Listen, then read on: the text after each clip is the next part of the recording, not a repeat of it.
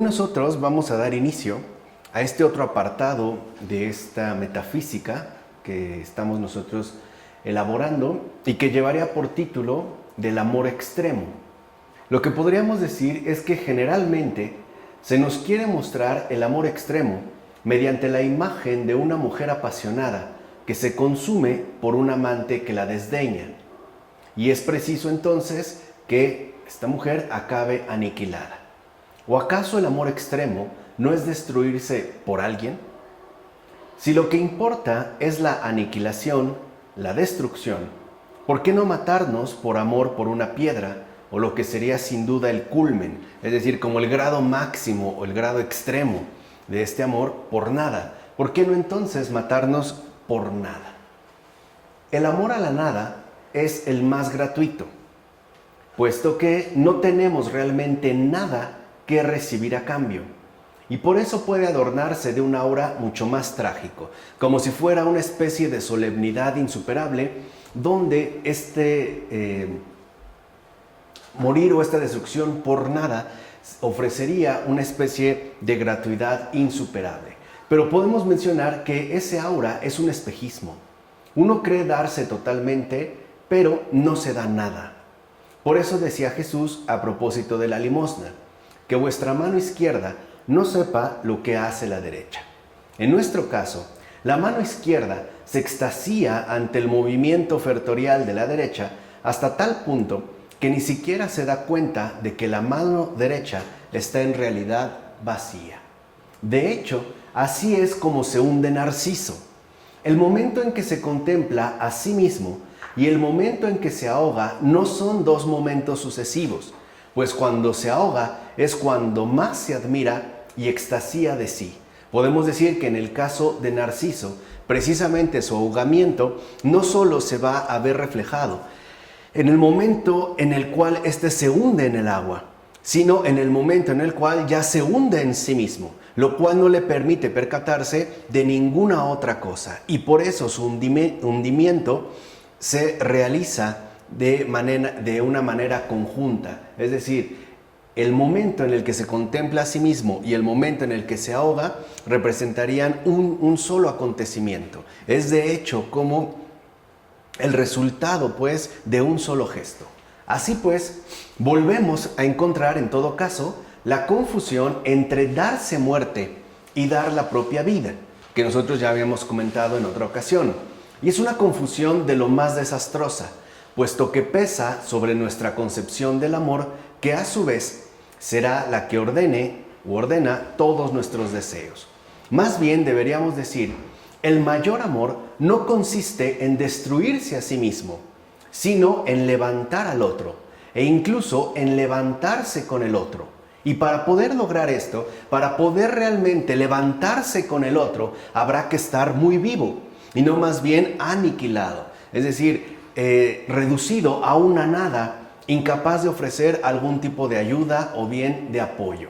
Así podríamos decir en síntesis que dar la propia vida solo es un don verdadero si esa vida es un bien para el prójimo, o sea, en la manera en la que se manifestaría precisamente como un ser para otro, un ser que no solo vive para el otro, sino que se desvive por el otro, un ser cuya vida en efecto se ve reflejada en su donación y ofrecimiento permanente en cuanto al prójimo se refiere. Por eso lo importante es reconocer que dar la propia vida no es darse la muerte, es consagrar esta vida a una entrega permanente de servicio y por lo tanto también de bien realizado conforme a la verdad. Por eso podemos decir que el sacrificio es todo lo contrario del suicidio, ya que el sacrificio no tiene como finalidad la muerte, sino una doble resurrección. Es decir, no conduce a una destrucción de sí mismo, sino a una comunión con el otro, aun cuando esa comunión exigiera el sufrimiento y la muerte. De hecho, el mayor amor no se encuentra en el amor imposible, sino en el amor posible, es decir, en el amor accesible. Por ejemplo, en el amor conyugal o parental.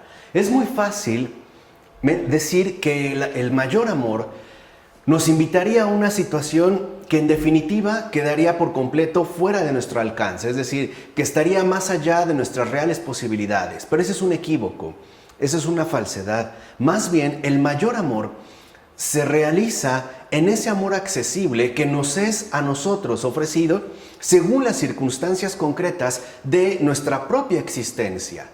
Una existencia que en efecto implicará la asunción de compromisos definidos por una parte y por la otra, el dar la propia vida, en tanto exigencia también de cumplimiento. Por eso es tan importante que nosotros entendamos el amor no como una situación imposible de realizar o bien extremadamente idealizada, que en último término, por así decirlo, no nos toca. O sea, no entraría en contacto con nosotros. No, el mayor amor es aquel que se verá encarnado y por ende realizado en esa accesibilidad ordinaria, cotidiana, vamos a decirlo así, situacional, en la cual de hecho nuestra existencia ha quedado enmarcada. Poníamos dos ejemplos. El mayor amor que se puede reflejar en el amor conyugal, en relación conyugal, o bien incluso en el amor parental. Vamos a decirlo a grandes rasgos, en ese amor que se ve reflejado en nuestro entorno familiar más inmediato, el cual no necesariamente tendría que quedar limitado a nuestra línea de parentesco, sino que igualmente se podría haber extendido a esas otras zonas, por ejemplo, filiales, que igualmente exigen y requieren el cultivo permanente de este mayor amor. Ciertamente, podríamos decir, y no es casualidad que hayamos mencionado el amor parental, que después de Dios, a nuestros padres les debemos el ser. Después de Dios, serán nuestros padres a quienes les debemos el ser. Así pues, de entrada, nuestra vida ya es una doble deuda contraída. Por un lado, la vida misma que Dios nos ha querido dar a través de la reunión de nuestros respectivos padres, de nuestros respectivos progenitores. Por eso es que también nuestra vida se manifiesta o se refleja como un compromiso de reconocimiento, en tanto compromiso que busca compensar en la medida de lo posible estos antecedentes fundamentales que nos permitieron llegar a la existencia. Por eso nos podemos preguntar, ¿cómo podemos devolverles lo que se les debe? ¿Cómo ser justo con un padre o una madre? De hecho, la relación en este caso parental es asimétrica. Devolverles exactamente lo que nos han dado sería darlos nosotros a luz también. Por ejemplo, engendrar al padre de uno o parir a la propia madre, cosa que de entrada a nosotros nos parecería irrealizable. Nicodemo, por ejemplo, se preguntaba ante la exigencia de Cristo de nacer de nuevo lo siguiente: ¿cómo puede uno nacer siendo ya viejo? ¿Puede acaso entrar de nuevo en el seno de su madre y nacer? ¿Pueden acaso mi madre y mi padre entrar en mi seno? Aún siendo uno varón, la cosa es totalmente factible. Y esto sin útero artificial ni máquina de retroceder en el tiempo, ya que es algo que de hecho no se basa en ningún tipo de sofisticación técnica. En efecto, se basa en todo caso en la simplicidad del corazón. Por ejemplo, cuando nuestros padres están enfermos, cuando llegan a tal deterioro por la edad, al punto de volver de nuevo a la infancia, podemos formar alrededor de ellos una genuina matriz espiritual. De tal forma que aquí se vería la respectiva correspondencia que de entrada se espera que seamos capaces de ofrecer, y también que ellos estén en condiciones de recibir, es decir, mientras permanecen vivos.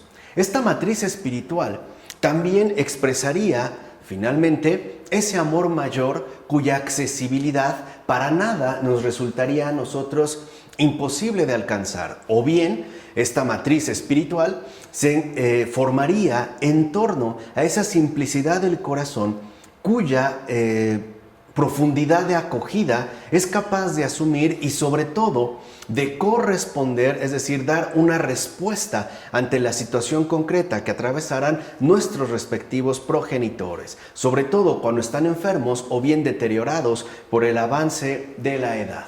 Sin embargo, también es cierto que podemos interrumpir ese embarazo espiritual mediante la aplicación de su eutanasia. Y entonces romper con cualquier tipo de posibilidad de respuesta y anular esa compensación que está a nuestro alcance. Pero también podemos finalmente llevarlos en el amor y así colocarlos en el mundo que vendrá. Aunque claro, todo esto no se hace sin dolor y esfuerzo, dándoles lo que puedan comer, cambiándoles los pañales y manteniéndolos tapados y abrigados, pendientes de que sigan respirando. Así es como se confeccionaría esta matriz espiritual, a partir de situaciones netamente concretas, materiales, objetivas, que remitirían a la realización de este mayor amor. De hecho, podemos decir que quien no sabe llorar sobre un muerto, no podrá gozarse de un nacimiento. Van de la mano.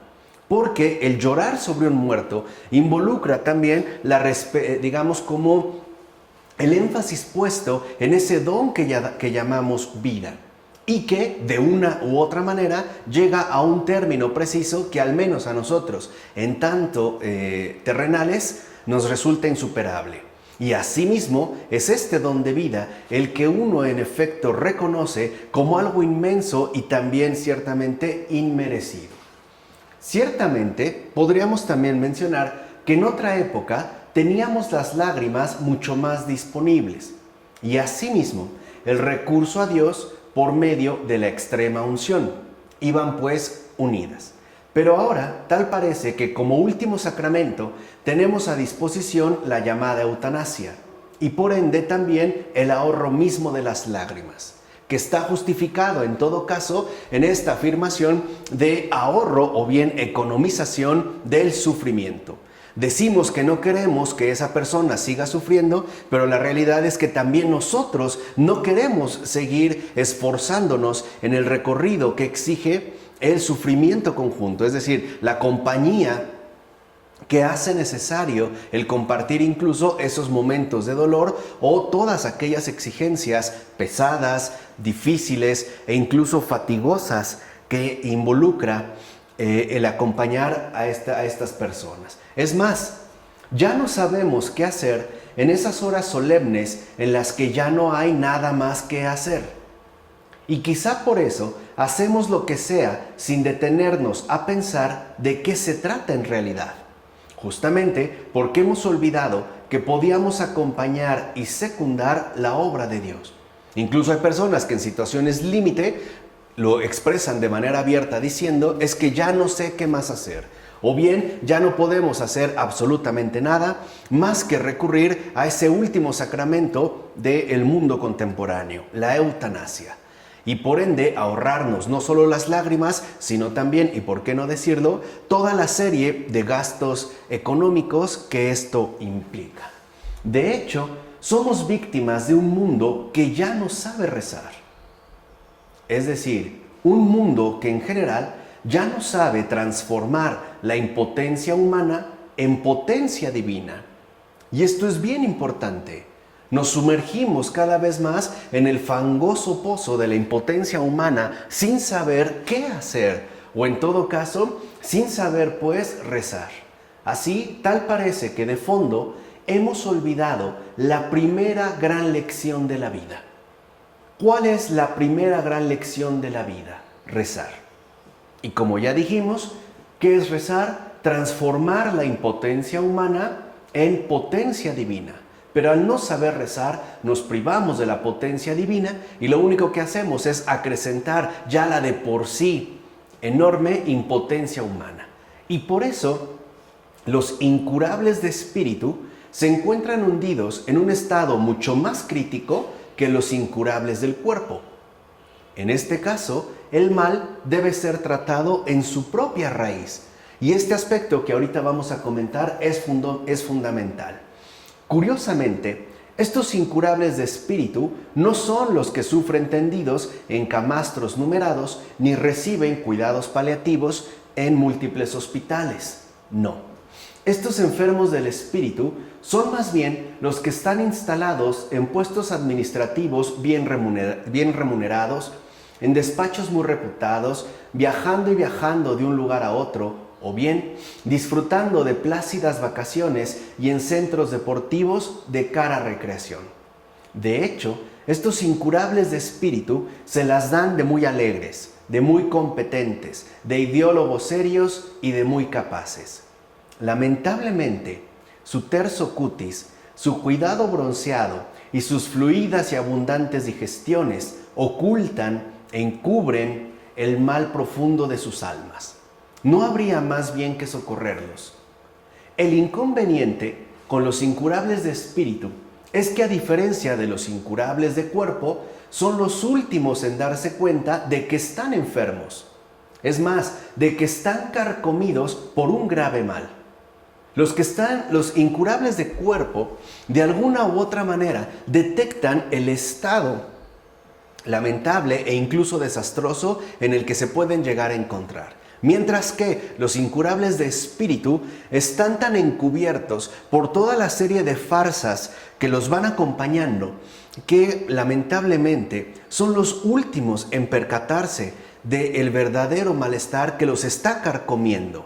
Es decir, el mal que en último término los hunde en una situación en verdad temible. ¿Qué hacer entonces para devolverles la salud aún a su pesar? ¿Qué hacer? No nos engañemos. Nuestras palabras tienen poco poder sobre ellos. Solo la realidad puede llegar a iluminar providencialmente su situación.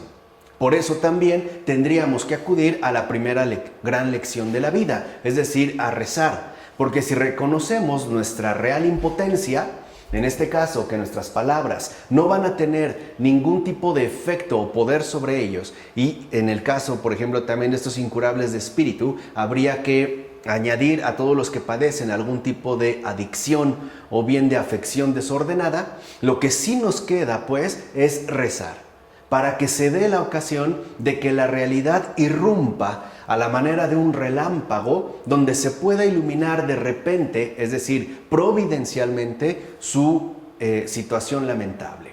Puede ser, por ejemplo, que esta realidad se manifieste por medio de una alegría violenta e inesperada que los traspase, como podría ser el caso del nacimiento de un hijo, y que ponga de manifiesto la inanidad de su escala de valores.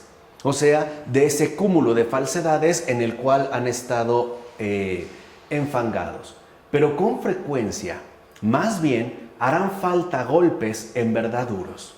Por ejemplo, la muerte que pasa muy de cerca, un accidente grave, el terror de atravesar un secuestro o la pérdida jamás resuelta de un ser querido.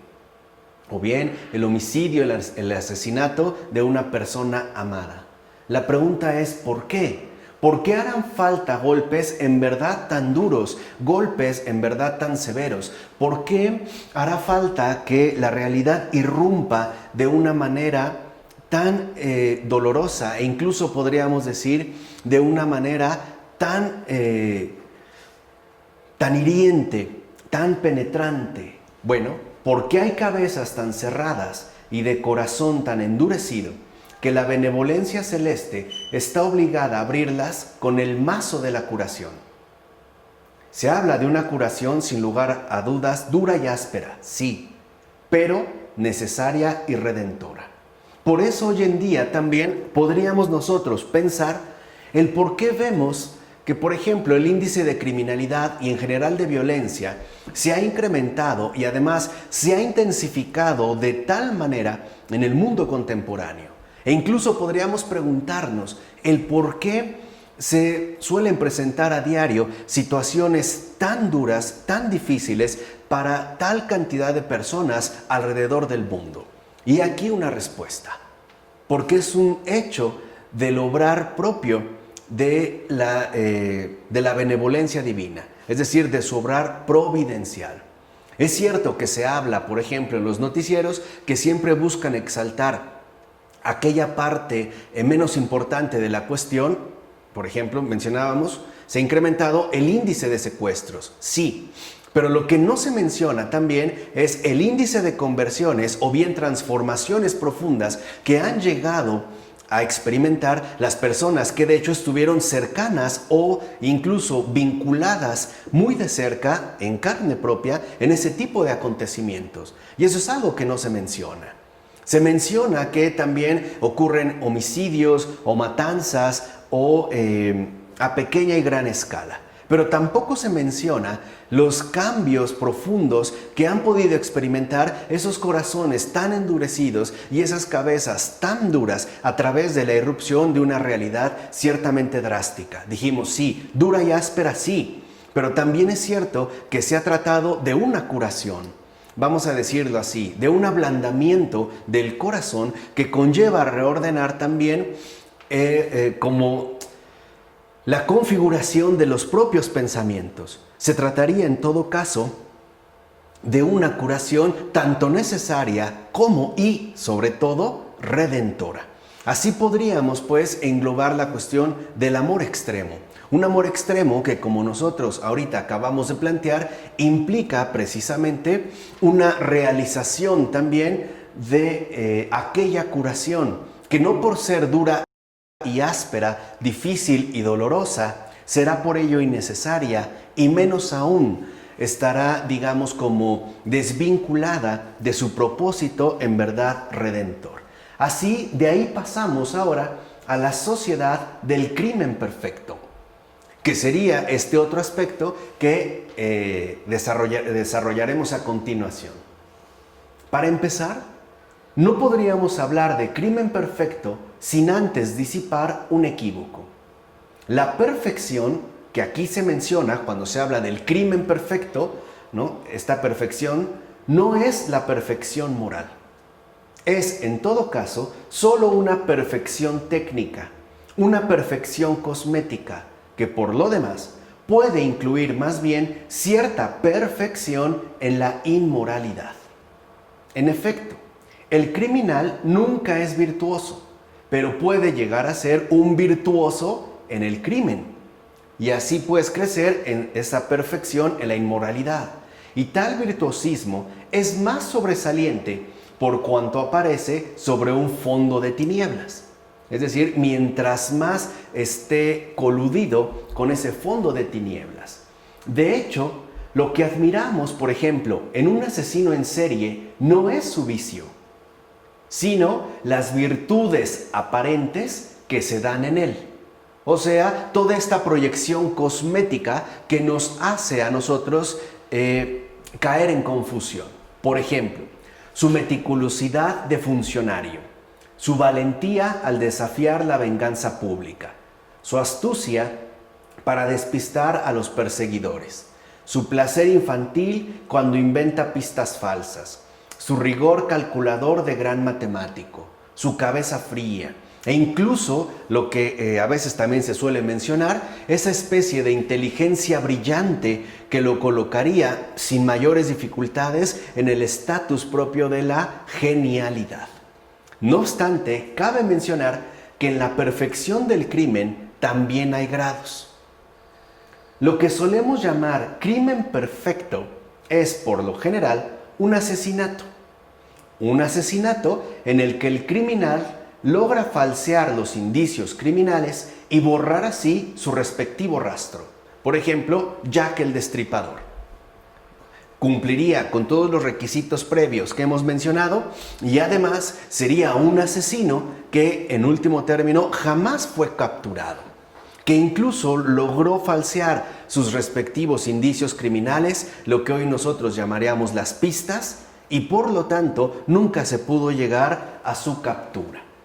Ahora, en el acontecer histórico, es decir, en esta dimensión, la Revolución Francesa parece reivindicar una admiración comparable. A pesar del genocidio que se realizó en la Vendée, a pesar del sistemático esfuerzo por engrandecer al hombre mediante el uso de la guillotina, aún habiendo puesto patas arriba el país, hasta el punto de tener que llamar en su auxilio al imperio de un cabo corso, la Revolución Francesa continúa pasando por ser una de las más altas glorias de Francia. Y dicho sea de paso, no solo de Francia, sino del mundo. Y aquí hay un rasgo que vale la pena mencionar de pasada cuando hablamos de lo francés, es decir, de lo francés que puede ser reconocido en cualquier lugar del planeta. ¿Qué ocurre con lo francés? Tal parece que a lo francés, particularmente a partir de esta Revolución Francesa o la admiración que ha despertado, lo francés adquiere el derecho de ser prácticamente universalizable. O sea, alcanzaría pues las dimensiones de una condición netamente global. Por ejemplo, hablamos del café, ¿no?, en cualquier parte del mundo, sin que notemos, por ejemplo, la insistencia que se pone de su procedencia francesa. Pareciera pues que lo francés es universal, cosa que, por ejemplo, no necesariamente ocurre, o hablamos del salón, ¿no?, como algo universal, cosa que no ocurriría, por ejemplo, lo mismo con el pub inglés, con el pub inglés. Sabríamos que tendría una connotación netamente local. Así pues, lo francés pareciera siempre desbordar como los condicionamientos propios de lo local para ensancharse hasta la condición de universal, o sea, de un reconocimiento mundialmente generalizado.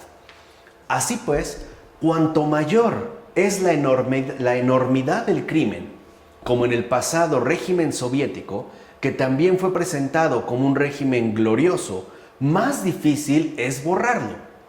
Pero si se consigue, entonces más perfecto será el crimen, como de hecho ocurrió. Por tanto, podemos mencionar que la perfección aumenta con la amplitud del crimen y con la calidad de su disimulo ante las autoridades. Así, en este caso, la perfección del crimen estaría basado en estos dos rasgos que hemos señalado. Por un lado, la amplitud propia de este crimen. Por ejemplo, no consideraríamos un crimen perfecto matar, en este caso, a una sola persona, a menos que se logre disimular ante las autoridades el crimen cometido con mucha mayor elaboración cosmética, es decir, con mucho mayor disimulo, a matar a miles de personas y así lograr borrar las huellas de esta atrocidad. Pero también, y esto es muy importante, la perfección aumentará en relación con la víctima. Es decir, en tanto este disimulo también ahora se aplica a la propia víctima, de tal manera que la víctima ni siquiera se percate de que ha sido víctima, en este sentido de que es objeto de un crimen, e incluso también que el disimulo llegue ante el fuero interno del propio asesino, ya que, a final de cuentas, todo el mundo tiene necesidad de dormir tranquilo. Por ejemplo, las palabras que mencionaba Jack el Destripador al decir que en realidad, en algunas de las cartas que dejó a la policía inglesa, diciéndoles que en realidad él no estaba cometiendo ningún tipo de daño. O sea, que él no estaba haciendo ningún tipo de daño moral. Por el contrario, estaba haciendo un enorme bien. ¿Por qué? Porque su labor consistía en erradicar la fuente de la cual emanaban multitudes de vicios y sobre todo corrupciones sociales. En este caso hace referencia a las prostitutas. ¿Por qué? Porque para Jack el Destripador, las prostitutas, en primer lugar, fomentaban la infidelidad y por lo tanto la destrucción al interior de la familia. Podríamos decir que desintegraban el ámbito de lo familiar. Y por otro lado, afirmaba o estaba convencido este llamado Jack el Destripador, esas mismas prostitutas lograban contagiar a sus respectivos clientes de diversas enfermedades sexuales que implicaban también una especie de contaminación humana. Por eso él estaba convencido, hablamos de este disimulo, de que lo que él realizaba era precisamente la realización de una gran obra que de hecho se vería reflejada en el bienestar de toda la sociedad, ¿no? Así, digamos, llegaba pues el grado de este disimulo. En consecuencia, podríamos enumerar los factores que implica hablar de la perfección del crimen. Podemos decir que el crimen más perfecto implica, por tanto, primero, un asesino descarado. Segundo, autoridades que en lugar de condenar al criminal, lo feliciten e incluso lo animen y exalten, que lo reconozcan pues como una genialidad. Tercero, una víctima inocente que no se queje y a la que incluso se le haya arrancado su consentimiento. Cuarto, el sentimiento en el interior del asesino de que ha actuado en legítima defensa o incluso de que solo ha querido perpetrar un acto de bondad. Y quinto, al mismo tiempo, que el criminal esté profundamente vinculado a la víctima. Por ejemplo, que sea su propio hijo o hija, o su padre o su madre. Esto le daría como ese rango, o digamos lo colocaría pues en esta gradación correspondiente en tanto crimen más perfecto. Evidentemente, asesinar por piedad a alguien cercano parece ser un elemento fundamental para lograr un crimen perfecto. De hecho, los demás crímenes de este tipo se derivan de este, porque es justo por tal razón que las autoridades lo aplauden y lo aceptan las víctimas. Es decir, uno al parecer quedaría convencido de que este asesinato de fondo no es un asesinato, sino un acto propio de bondad. Por ejemplo, cuando una persona dice que lo hace para no hacer sufrir a esa gente, ¿no? Por ejemplo, al propio hijo, a lo mejor ahogándolo recién nacido en un retrete, o bien asfixiándolos con almohadas debido a la situación económicamente drástica que están pasando. Aunque también hay que tener en cuenta la forma de hacer las cosas, que eso nos remitiría a otro aspecto fundamental. En efecto, el genio consiste en hacer de todo el mundo un cómplice y asimismo en difuminar el trabajo criminal de una forma tan enredada que nadie pueda ser tenido por culpable. Entonces, podríamos decir que en este caso el crimen más perfecto es aquel que logra conseguir la complicidad de todos los participantes, de una o de otra manera. De tal forma que entonces, en este caso, el trabajo criminal queda difuminado y por lo tanto también quedaría eliminada la posibilidad de señalar a un culpable en concreto. O sea, la evasión propia tanto de las responsabilidades como, en este caso, de las consecuencias.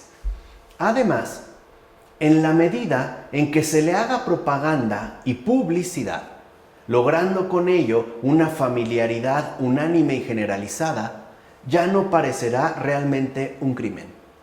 Se verá poco a poco como un acto cualquiera, un acto tan poco significativo como tomarse una aspirina. Por eso no es casual que se editen y se transmitan tantos y tantos y tantos documentales, series, programas o películas relacionadas con asesinos seriales, con enfermos mentales o simple y sencillamente con multihomicidas. Al grado de que para nosotros, por ejemplo, un Jason, que es el protagonista de estas películas llamadas Viernes 13, pues ya incluso entraría a formar parte del elenco de las celebridades con las que de entrada ya estamos familiarizados. En pocas palabras, se descriminaliza y se espectaculariza. Se le quita pues lo criminal al crimen. E incluso se comenzará a convertir esta persona, este criminal, en una figura destacada y por lo demás como muy socorrida por los ámbitos publicitarios. Ahora la pregunta es, ¿existen crímenes y sociedades criminales de este tipo? ¿Existirán realmente crímenes y sociedades criminales de este tipo? Claro que sí. Y eso que, ojo, nos hemos mantenido a nivel humano. No hemos superado esta barrera. A nivel angélico, antes de continuar con el nivel humano, a nivel angélico, por ejemplo, está claro que el demonio es el maestro del crimen más perfecto de todos. Primero, mata a Dios, tanto en su voluntad como en la carne de su Hijo. Además, segundo, borra sus huellas cerca del árbol del conocimiento. Tercero, se hace pasar por el defensor de la libertad. Cuarto, seduce a Eva.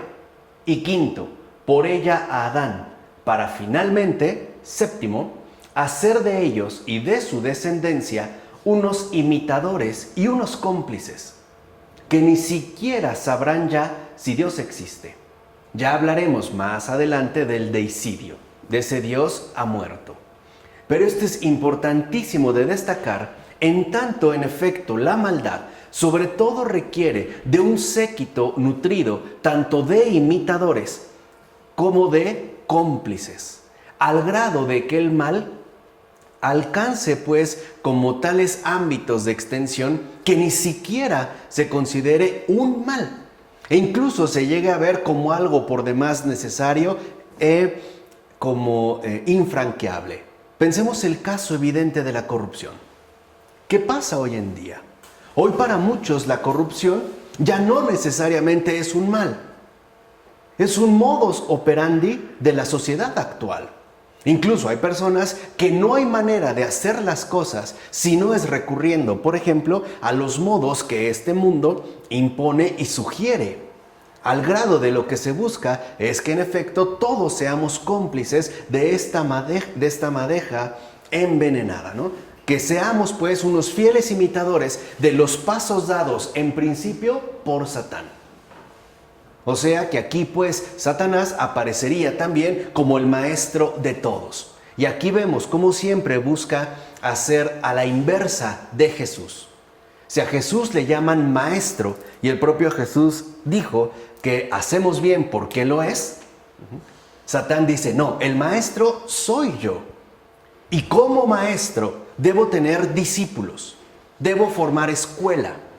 Y aquellos, ¿no?, a los que yo me dirijo, para que puedan ir por el camino que yo les indico, no siempre a la inversa de Jesús, pues deben de ser sobre todo imitadores míos. Y por lo tanto, cómplices. Por eso digamos que los seguidores de Satanás no son apóstoles, sino cómplices. Y los seguidores de Satanás no son discípulos, sino imitadores. Ahora, lo que nos interesa destacar ahora, ciertamente, es el genocidio o el humanicidio. En efecto, imaginemos una sociedad actual que en nombre de la libertad y del bienestar general, pero en realidad para explotar mucho mejor a sus ingenuos consumidores, convirtiera en derechos, es decir, ¿qué son hoy en día los derechos? Y hay que decirlo como es. Son atrocidades amparadas bajo el manto de la legalidad. Esos son los derechos. Cuando se habla del derecho al aborto, del derecho al suicidio, o al de suicidio asistido, o qué sé yo, en realidad los derechos no son más que, estos derechos no son más que atrocidades amparadas bajo el manto de la legalidad. Y sobre todo fortalecidas por toda esta mitología jurídica que Paolo Rossi ha denunciado de una manera magistral, ¿no? Hablamos pues en derechos como el aborto, el suicidio y la eutanasia. La pregunta, ¿no respondería en todo a las condiciones antes mencionadas? ¿No podría reivindicar una sociedad así la corona otorgada al crimen perfecto? O sea, ¿no podría reivindicar una sociedad así, ¿no?, tan abundante en este tipo de derechos, la imitación que Satán sugiere y por lo tanto la complicidad que busca propagar? Ahora bien, no nos imaginemos de inmediato que esa sociedad es la nuestra y que se ha conseguido llegar al crimen perfecto en materia de asesinato, pues sería necesario hacer una comparación con otros muchos esfuerzos criminales. Vamos, no queramos ponernos por adelantado esta corona. Tendríamos que hacer una comparación con otros muchos esfuerzos criminales. Así pues, en la antigüedad, por ejemplo, el culto a Moloch consistía en sacrificios de niños. En eso consistía el culto a Moloch, en sacrificios de niños. Ciertamente, nadie se comía directamente a sus pequeños, pero sí la gente conseguía comer, tener salud o lograr mayor bienestar. Se creía que era debido a que tales infantes habían sido inmolados, ¿no? Esa era la creencia antigua. O sea, que el sacrificio de estos niños era en todo caso aquello que reportaba los beneficios esperados. Por ejemplo, el superar una hambruna o el tener abundancia en cuanto a la alimentación se refiere, el preservar la salud e incluso el tener mayor fortuna, en el sentido etimológico del término. Imperaba pues la convicción de que nada atraía más los favores de tal Dios que ese tipo de sacrificios. O sea, que el Dios o esos dioses eran especialmente afectos a el sacrificio de niños. Podríamos decir que era algo así como sus golosinas favoritas, ¿no? Ante lo cual no se podían contener y por lo tanto quedarían como obligados al darles el sacrificio de su preferencia, ¿no? Quedarían pues, decimos, como obligados a conceder los favores que de entrada se le han solicitado, como los que hemos mencionado. De hecho, San Epifanio nos cuenta de dicha costumbre. Dice San Epifanio: no practican el acto carnal con vistas a la procreación, sino por pura voluptuosidad, nada más. O sea, no tienen un contacto carnal sexual con vistas a la procreación, sino únicamente para la voluptuosidad. Cuando uno de ellos, de forma inesperada, ha dejado penetrar demasiado su semen y la mujer queda encinta, extirpan el embrión desde el momento en que pueden cogerlo con los dedos. Toman ese aborto, lo machacan en una especie de mortero mezclado con miel, pimienta y distintos condimentos, así como con aceites perfumados. Después se reúnen y cada uno comulga con sus dedos con esa pasta de aborto. O sea, metían el dedo y lo lamían. Esa era su comunión. Comulgaban pues con esa pasta de aborto, como podemos ver, perfectamente bien condimentada, ¿no? Y bien aromatizada. Desde entonces, nadie se ha entregado a una práctica tan horrible, sobre todo en nuestra cultura occidental.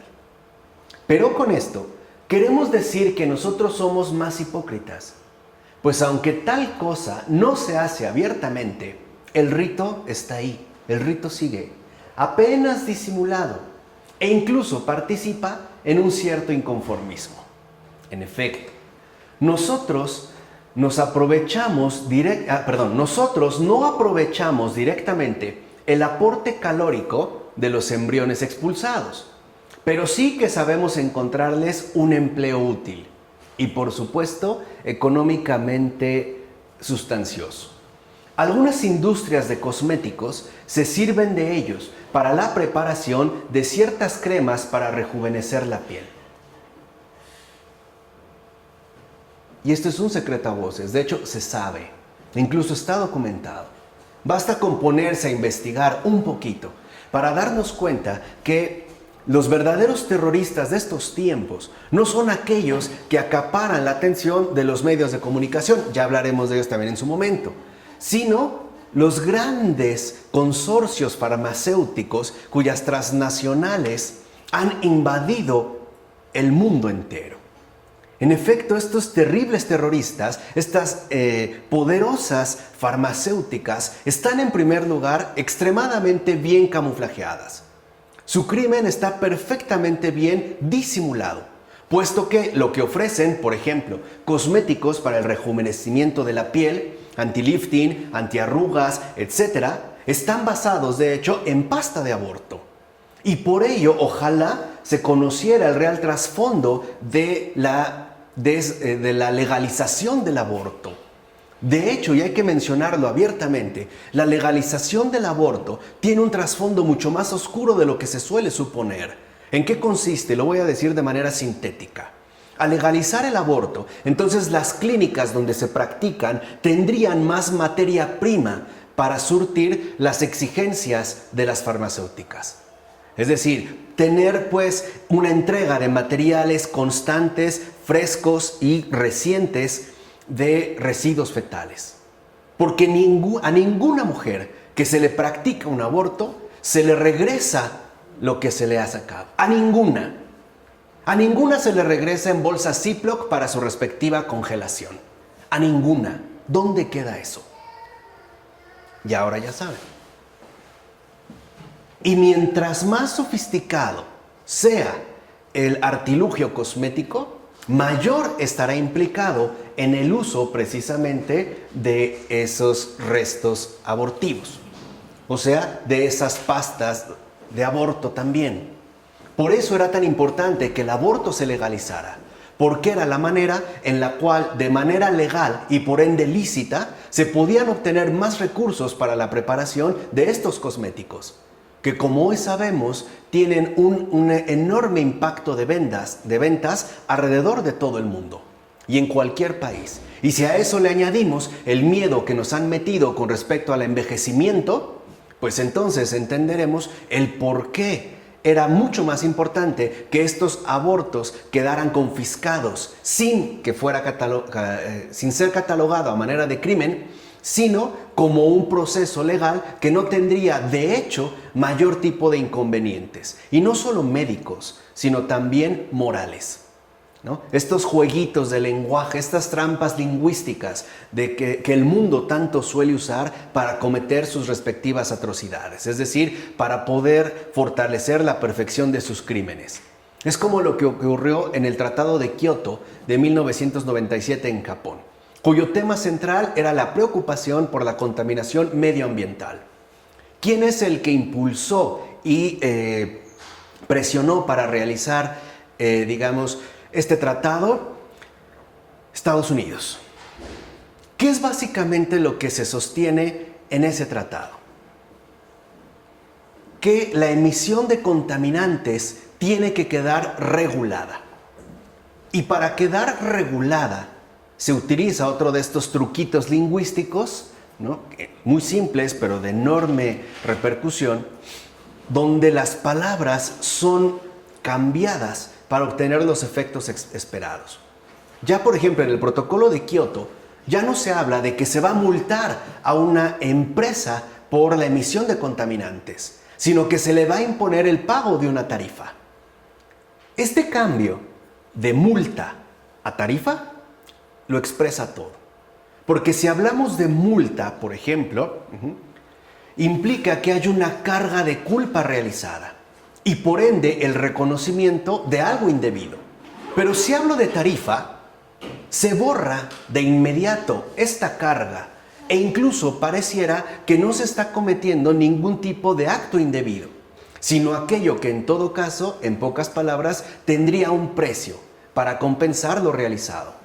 Así, con esos protocolos de Kioto, lo que se hizo a grandes rasgos, encabezados, vuelvo a repetir, por Estados Unidos, fue frenar el desarrollo y el avance de los países subdesarrollados y promover el avance de los países de por sí ya desarrollados. Lo que se hizo era imponer tarifas. Y esto significa, en síntesis, dos cosas. Número uno, que los que tengan más recursos pueden contaminar lo que se les dé la gana. ¿Por qué? Porque pagarán las tarifas correspondientes. Obviamente, los que carezcan de recursos, o sea, los países no desarrollados, no tendrán la posibilidad de pagar esas tarifas. Y por ende, no tendrán tampoco la posibilidad de producir contaminantes. Lo cual significa que unos van a producir más todavía y los otros van a tener que dejar de producir. Ahí está otra forma de este crimen, de este disimulo. Y estamos hablando del año 1997. Tiene 21 años ese protocolo. Ya se sabía de las consecuencias graves que conllevaba el calentamiento global. Es decir, esta verdadera crisis que atravesamos en términos de En términos de salud del ecosistema, ¿no? En términos, vamos a llamarlo así, ecológicos. ¿Qué es lo que hicieron? Comercializar también con la contaminación, hasta la fecha. Hay contratos donde se estipula la cantidad de contaminantes que van a ser emitidos y por lo tanto la tarifa correspondiente que deberán de pagar. Y esto se puede medir en el aire, por ejemplo, en términos de metros cúbicos o, por qué no, de toneladas cúbicas. Así pues, no estaría mal que le echáramos un ojito a la obra de este gran filósofo llamado Michael Sandel, en un texto que se llama Lo que el dinero no puede comprar y en otro donde habla de filosofía pública, para que entendamos todo lo que se realiza precisamente dentro de la línea del crimen más perfecto. Ahora, otras industrias, y se sabe, multiplican los embriones a fin de que el hombre rico, y subrayo, y solo el rico, a fin de que el hombre rico, y solo el rico, tenga un reservatorio disponible de órganos, en caso de que en algún momento los llegue a requerir. Por ejemplo, un corazón, un riñón, un hígado, una córnea, para que si requiere un trasplante de médula, un injerto de piel o un pulmón, qué sé yo, etc. Y no se trata de una clonación reproductiva. Ojo, no caigamos también en equívocos. No nos dejemos arrastrar por toda esta marea de confusiones que pretenden asfixiarnos. No, la clonación reproductiva, perdón por el pleonasmo, consiste en producir un gemelo diferido en el tiempo. Esa es la clonación reproductiva. Por supuesto, la intención es sin lugar a dudas perversa, pero no llega tan lejos, pues aún tiene, aunque sea en perspectiva, un posible nacimiento, que es de hecho, ¿no?, la clonación reproductiva, el tema central que se plantea en esta película titulada La decisión más difícil, que vale la pena ver, precisamente para que veamos las implicaciones que tiene, sobre todo la complejidad de este asunto, que no puede ser simplificado de una manera imprecisa, ¿no? Por lo menos dijimos, claro, a lo mejor la intención pues es perversa, pero no llega tan lejos, porque por lo menos contempla un posible nacimiento. Aquí no. Aquí los embriones no son más que reservatorios disponibles de órganos a la mano, que serán aparte únicamente disponibles para los ricos y solo para los ricos, es decir, para aquellos que tengan los recursos de darse un lujo y por lo tanto gozar de este tipo de privilegios. Pero, ojo, con la clonación eufemísticamente llamada terapéutica, lo que se evita es precisamente este nacimiento. Solo se le garantiza al cliente que tal niño o niña servirá en piezas separadas. Por ejemplo, de este embrión se podrá obtener entonces un hígado, de este a lo mejor un riñón, de este un corazón, de este pues las córneas o qué sé yo. Se le vende pues en retazos, ¿no?, por partes. Ahora, ¿cuál canibalismo será peor? Sin duda, no nos comemos directamente los abortos, pero es bastante notorio que queremos beneficiarnos a su costa. De hecho, seguimos metiendo los dedos en cremas de rejuvenecimiento preparadas a base de pasta abortiva. Lo seguimos haciendo. Y curiosamente lo seguimos haciendo con los dedos. La diferencia es que, con respecto a los antiguos, como mencionamos, los antiguos lamían esa pasta de aborto con condimentos, especies y incluso, vamos a decirlo así, condimentos aromáticos. Nosotros no lo introducimos a la boca, pero sí lo embarramos en la cara. Por eso creo que lo que nos queda decir aquí es que San Epifanio ruega por nosotros. ¿Cuál canibalismo es peor? Ahora bien, hay en la Biblia un salmo que se repite 2 veces, como si una sola vez no fuera suficiente y como si contuviera una verdad muy importante. Recuerden que en la Biblia todo es significativo. David canta en este salmo a propósito de los que nunca invocan a Dios. ¿Qué dice en este salmo 13, versículo 4, y el Salmo 52, versículo 5. Cuando comen su pan, comen a mi pueblo. Eso es lo que dice David. Y lo dice 2 veces. Otra vez, como si una no fuera suficiente, y además como si contuviera una verdad muy importante que hay que enfatizar. Es posible, por tanto, que al comer el propio pan, comamos a un pueblo, y a fortiori a un hijo abortado de ese pueblo. De hecho, desde el momento en que mi alimento proviene de la explotación de un pobre, desde el momento en que lleno mi tripa a costa de una sola injusticia, soy un caníbal, pues mastico y trituro a ese pobre. Pensemos, por ejemplo, el caso de personas en México que padecen estas injusticias. Y yo les puedo decir, ¿no?, de trato directo de una de ellas, donde 1 o 2 veces al año los envían al norte del país a recoger calabaza. Si ustedes alguna vez, ojalá sí, han sembrado calabaza, verán que la calabaza saca una hoja muy grande y además es espigosa, tiene espigas finas que generan urticarias, es decir, que hieren la piel. Bueno, a estas personas se las llevan diciéndoles que les van a pagar 200 pesos diarios por la recolección de calabaza. Literalmente, desde que sale el sol hasta que anochezca. Pero no les van a dar hospedaje, dormirán a campo abierto. Si bien les va, con una manta o periódico, papel o que encuentren. 2, no les dan guantes, es a mano. Lo único que les dan es un peto grueso, como de cuero desgastado. Eso es todo lo que les dan.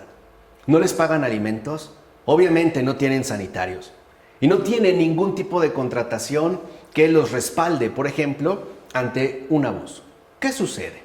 Al momento de la paga, por ejemplo, ¿no?, llega la primera semana y les dicen que mejor trabajen otra para que reciban mayor cantidad, e incluso que si hacen mayor recolección de lo que de por sí pueden recoger, entonces el pago va a incrementar de 200 a 300 pesos.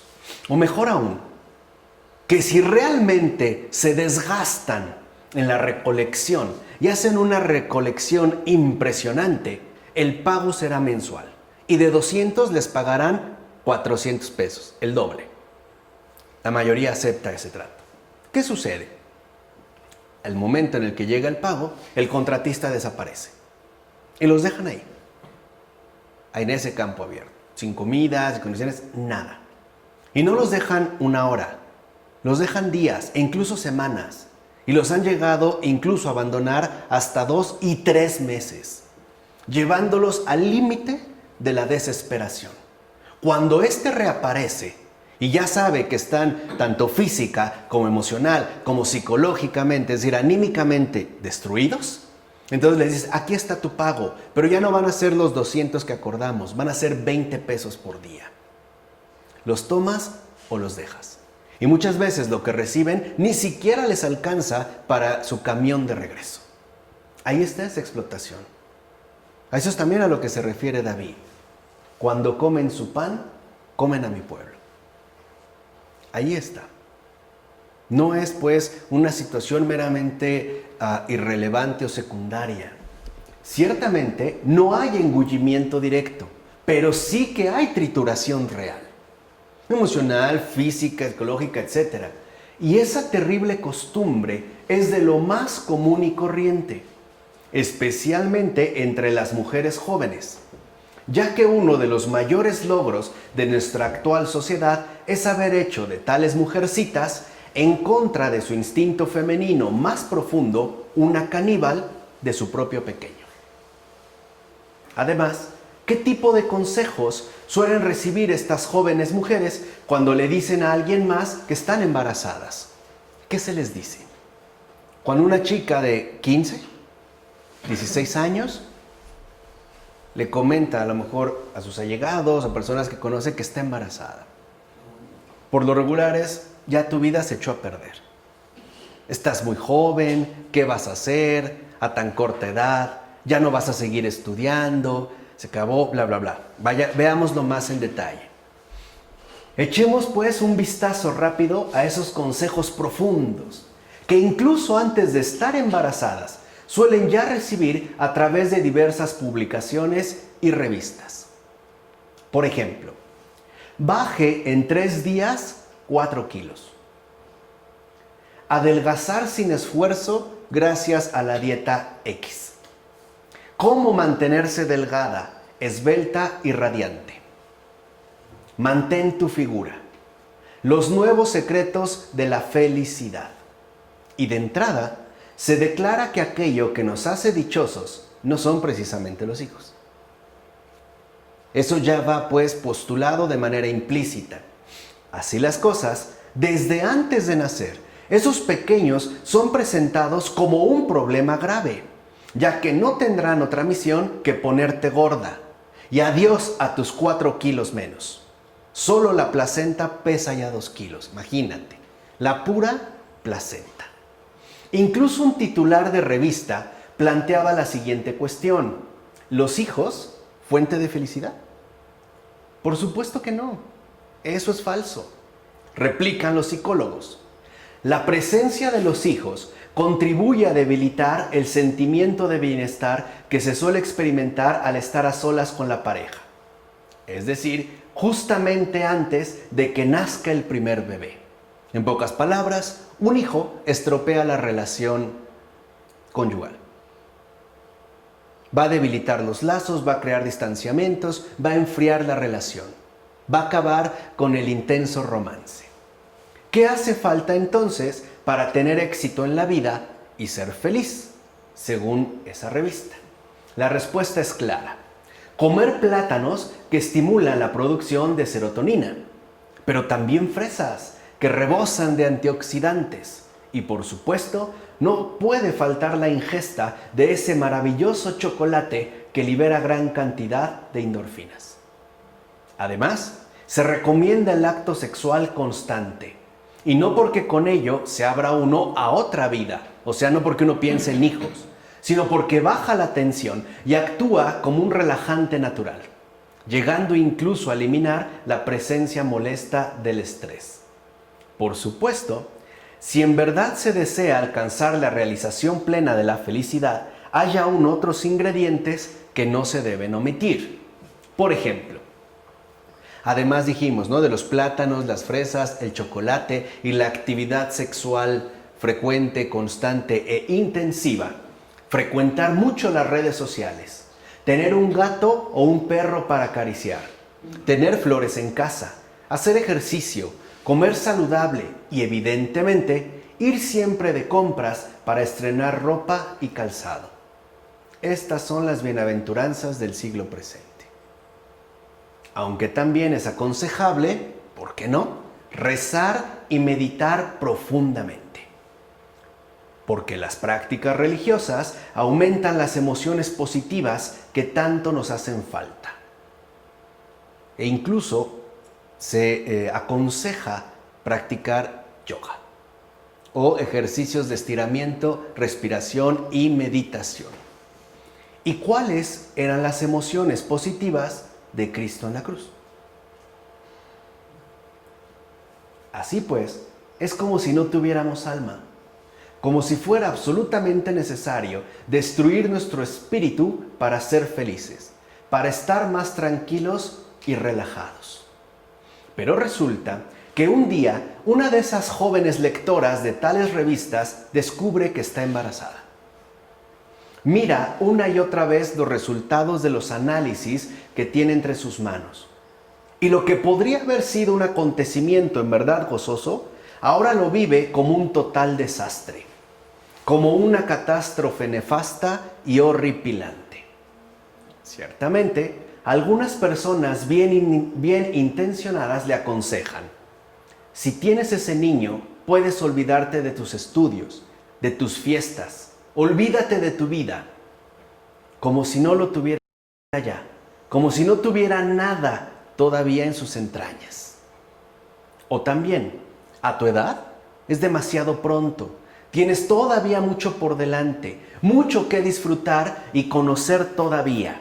Eres demasiado joven, como si hubiera una alegría superior a la de ser madre, como si la juventud consistiera en irse arrastrando de fiesta en fiesta de diversión en diversión.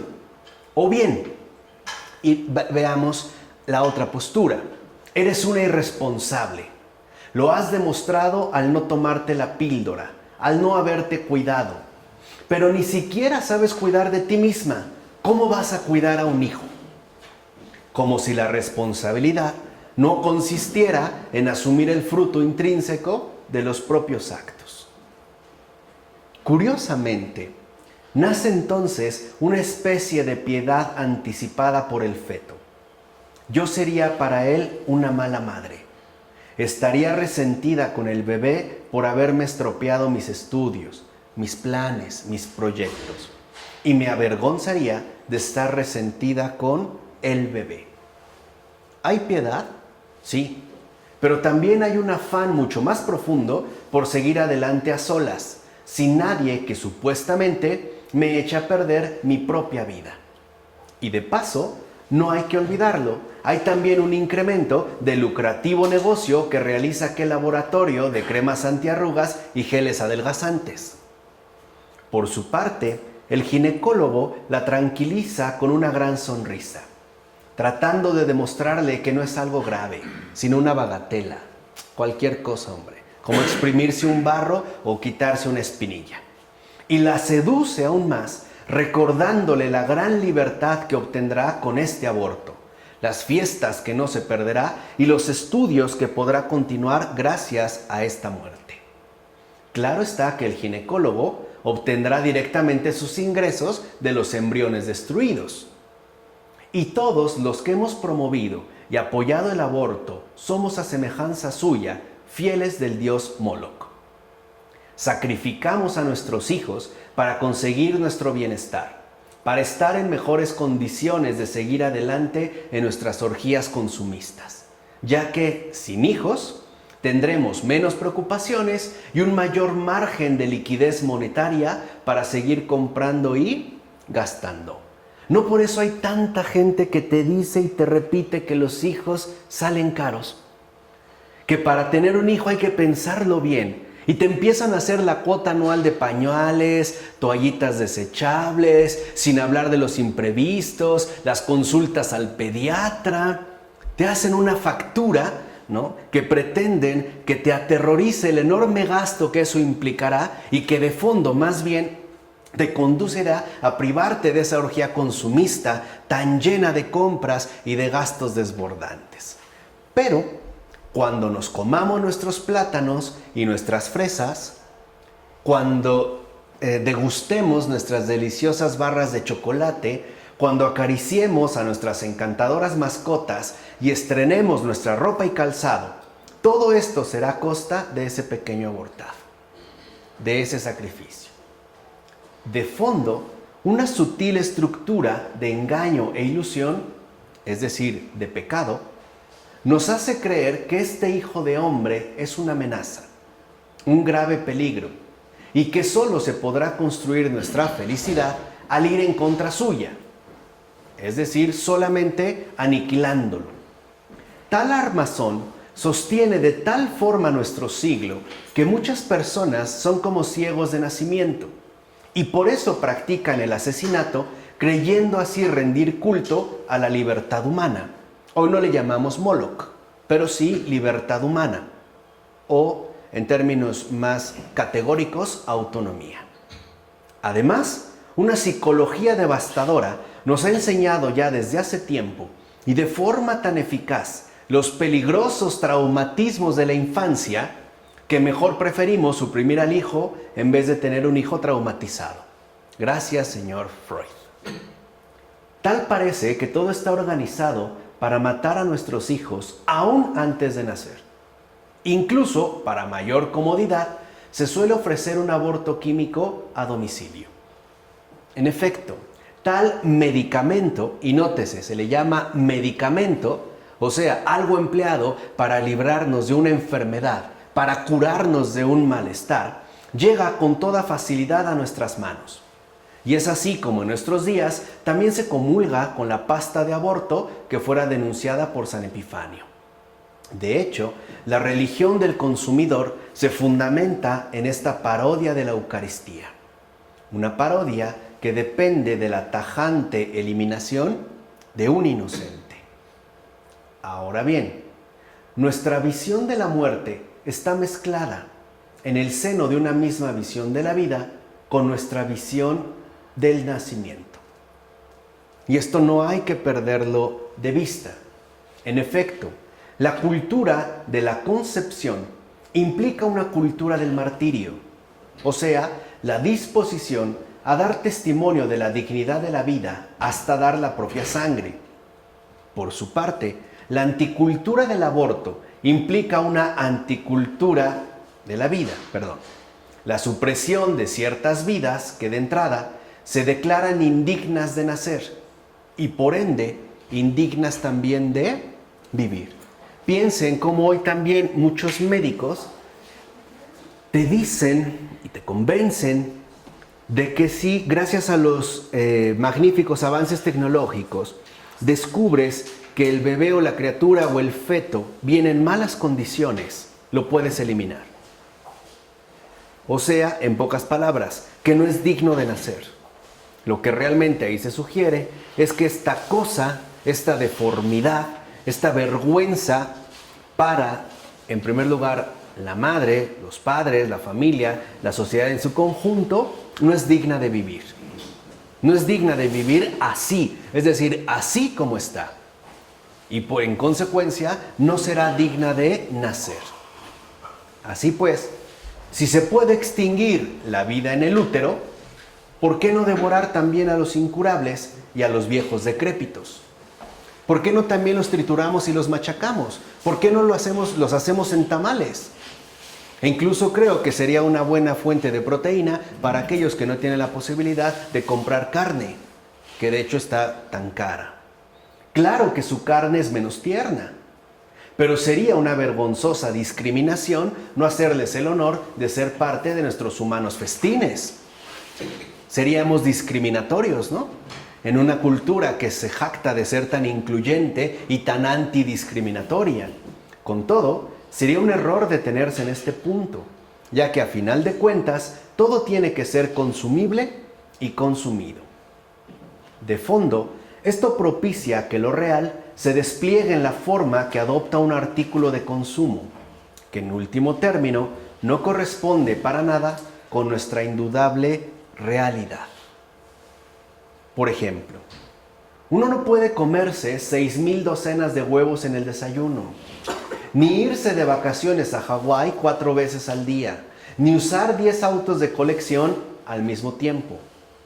De hecho, las posibilidades de disfrute reales que podemos adquirir y que el dinero supuestamente consciente estarán siempre limitadas por el dispositivo mismo de nuestro organismo y de nuestro mundo humanamente sensible. Aun cuando yo pudiera comprar 1 millón de fresas, no me las podré comer. No obstante, disponemos ahora de un estómago indefinidamente extensible. Poseemos una tripa visualmente insaciable. Gracias a nuestras sofisticadas pantallas, fijas o móviles, nuestro apetito consumidor jamás se llena. Ahora, no solo somos capaces de visitar muchos países en un corto lapso de tiempo, sino que hay muchas personas jóvenes que incluso mueren y vuelven a la vida varias veces cada hora. A través de los videojuegos han matado 50 monstruos y liberado a 3 princesas sin moverse de su sillón. O bien, han edificado ciudades enteras y muerto muchas veces a lo largo de una breve partida. ¿Cómo no van a llegar cansados a la escuela? Por supuesto, no saben quién es Homero, ni Shakespeare, ni Fabrice Ayash. Además, esta gran aventura no implica salir de la propia habitación. Incluso para poder comer se puede pedir una pizza a domicilio y de paso también una ensalada para comer más sano. Así pues, el progreso técnico quiere aliviarnos de tal modo de toda humana necesidad que más bien ha fabricado para nosotros una máquina de vivir que se ocupa de todo. O sea, por fin somos libres para todo lo demás. No obstante, la diversión, absorción, tenebrosa que nos aporta esta funcional máquina de vivir no es más que un tapamiserias. Un delgado y ligero velo capaz de organizar la peor de nuestras miserias, es decir, aquella que impide buscar un verdadero remedio. ¿De qué terrible miseria se trata? Del esfuerzo entretenido por esquivar la mejor muerte y el mal de la propia existencia. Y no hay nada más entretenido que quedar atrapado en el avance hechizante de una serie de Netflix o en los doramas. Aunque a veces la misma programación da lugar a un gran conflicto. Vemos al violador acorralado por esa jueza intrépida en la serie televisiva, o el documental de un genocidio, o el dramático resultado de un partido de fútbol, como el de hoy, ¿no? Que apenas pasó el Real Madrid. Y al final dudamos entre el genocidio y el fútbol, ya que ambos son igualmente interesantes. De hecho, el imperativo que impone la visión espectacular tiende a confundirlos, es decir, a nivelarlos comercialmente. Y de hecho, esto funciona bastante bien para promover la amnesia, la confusión y sobre todo la inatención. Además, la diversión que ofrece el espectáculo implica la velocidad. No debe fijarse mucho la atención en algo, pues una imagen duradera ya no nos divierte y nos hace correr el riesgo de que lo real irrumpa por medio del análisis o del retorno a la conciencia de uno mismo. Afortunadamente, un ritmo veloz impedirá dicho peligro de concientización. Por tanto, tal diversión es una escuela de profunda desatención e impaciencia, ya que primero excita sin cesar la sensibilidad y la fantasía, pero a costa de reblandecer la voluntad y la inteligencia. Y segundo, nos conduce a rechazar la vida real, o sea, la vida paciente, con su lenta y para nada apresurada finitud y caducidad. ¿O no es verdad? Nada más, de manera muy simple. ¿No es verdad que hoy quizá muchos de nosotros nos volveríamos terriblemente locos si nuestra conexión a internet es lenta? O si al estar viendo un video, la descarga es tan lenta que lo pausa y lo pausa y lo pausa. ¿O no es verdad que podemos entrar en un conflicto severo si es que tenemos que esperar mucho, por ejemplo, en una fila dentro de un banco o para realizar algún tipo de trámite? Ahí se ve lo que realmente en este caso se ha fomentado. Al final, ¿qué sucede? Bueno, terminamos despreciando toda vida real por sus exigencias molestas y aburridas, por sus alegrías demasiado comunes y por sus constantes dolores. Asimismo, el rechazo a la vida como apertura a la trascendencia induce una producción espectacular de la vida como repliegue incesante sobre uno mismo. Este repliegue es, pues, la gran industria del entretenimiento. Y por eso matamos al hijo, que pondría en peligro esa consumación soñadora de uno mismo. Matamos al abuelo, que pide que lo matemos porque no sabe ya manejar un mundo a distancia. Y por último, también nos matamos a nosotros mismos desde el momento en que dejamos ya de existir y nos hundimos en el repliegue de uno mismo. En síntesis, para establecer el paraíso en la tierra, instauramos el infierno del espectáculo.